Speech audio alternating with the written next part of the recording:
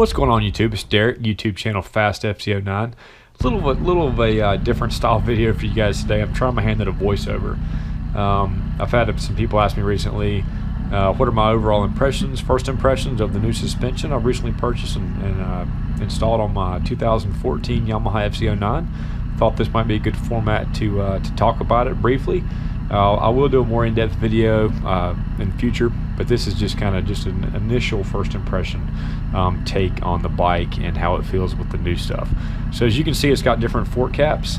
I'm running an Andriani front fork drop-in cartridge kit. It's called the Misano cartridge. It replaces the fork caps as well as the entire cartridge of the front forks.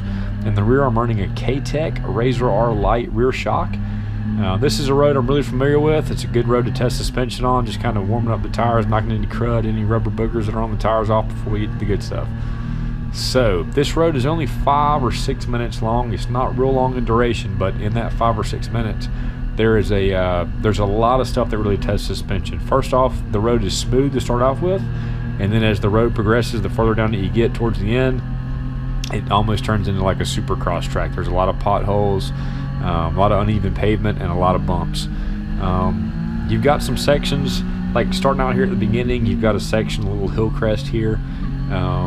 Typically on that little hill crest, the stock rear shock would completely bottom out and squat, and the front end would get really light and kind of power wheelie and kind of float down the back side of that. And the K-Tech unit does not do that at all. It keeps the suspension, the rear shock, in the sweet part of the stroke. It doesn't bottom out, and so therefore by doing that, you know, your front tire stays on the ground as it should, and you have full control of the bike. It can keep accelerating. So a majority of this road is ridden on this particular bike. I ride it in third gear. There's a few sections that I will backshift in a second on a few two or three tight corners, and then there's 2 straightaway sections that I'll just barely get out of third and just kind of kiss fourth gear for a couple of seconds before I backshift back into third for tighter sections.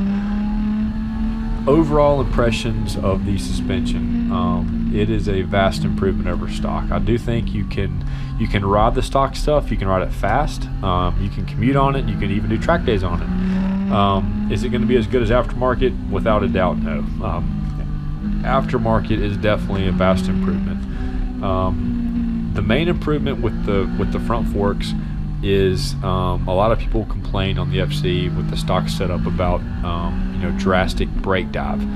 It would bottom out. The heavier that you are, the more obvious that is going to be. If you're a lighter rider, say like 150 to 170 in gear, the stock stuff is not going to dive nearly as much as if you're a heavier guy. So a heavier guy like myself, 200 pounds, 220, 225 in gear. So, and if you're riding pretty fast, getting hard on the brakes, you would definitely notice the brake dive on the stock stuff. With the Andriani kit, I'm running 9.5 springs. Like I said, I'm a little bit heavier guy, so I'm running 9.5 springs, and you can just brake so late and just so hard into the corners without the bike wanting to get squirrely or wanting to get offline, just due to the bike just couldn't handle the weight or the load on the front tire. And then too, it's got the bike has really wide bars stock, which give you a lot of leverage. And with the Andriani kit, there's just so much front end feel. You can really feel what the tire is doing. And I'm running really good tires too. I'm running Pirelli Super Corsa Diablo SPV2 tires, so really good rubber. And you really kind of have an idea, a sense as to what the front tire is doing under a load, approaching corner, mid corner. If you're trail braking, you can really feel what the front end of the bike is doing.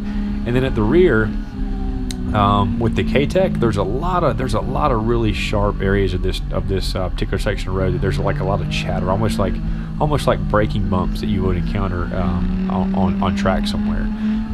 You can really feel the chatter with the stock stuff, and it would kind of kick you offline. It was hard to maintain the line, or hard to be on the line that you wanted to be in all the time.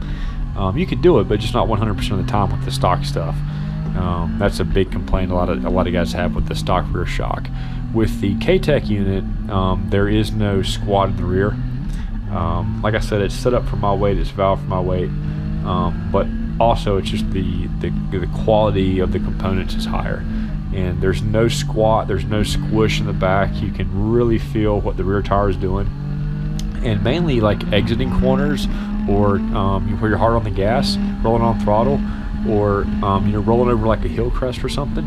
The rear shock really stays in the optimum part of the stroke, and it doesn't bottom out. So you really kind of have an idea. Like I said, with the front, you really can feel what the rear tire is doing. And over sharp like chatter bump stuff, or the stock shock would kind of get kicked out of line a little bit, and the back end would kind of, you really couldn't tell what the back end was always doing. With the K-Tech, you just got awesome feel with everything.